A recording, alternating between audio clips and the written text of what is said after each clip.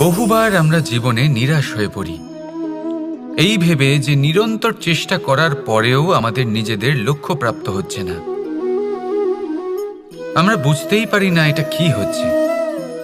অনেকবার এরকম মনে হয় যে সেই লক্ষ্য যা আমরা চাইছি, সেই স্বপ্ন যা আমরা দেখেছি, যার জন্য আমরা নিরন্তর চেষ্টা করেছি, আমরা হয়তো তার যোগ্যই নই। ওই লক্ষ্যই আমাদের জন্য সঠিক নয়। আমাদের মনোবল ভেঙে যায়, আর তা হলো অত্যন্ত কঠিন এক পরিস্থিতি। কিন্তু সেই সময় কি করা যেতে পারে, আপনাকে একটা উদাহরণ দিয়ে বোঝাই। কখনো কোনো বৃক্ষকে দেখেছেন? সেও অনেক কঠিন পরিস্থিতির সম্মুখীন হয়, যেমন পাতা ঝরার সময়। এই সময় এলেও বৃক্ষ হার মানে না। এইভাবে আপনিও জীবনে নিরন্তর চেষ্টা করতে থাকুন।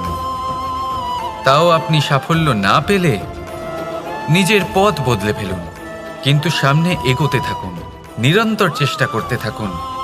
কোনো না কোনো রাস্তা দিয়ে, কোনো না কোনোভাবে আপনি পৌঁছে গেলে আপনি জানতে পারবেন আপনার সাফল্য আপনার জন্যই অপেক্ষা করছে।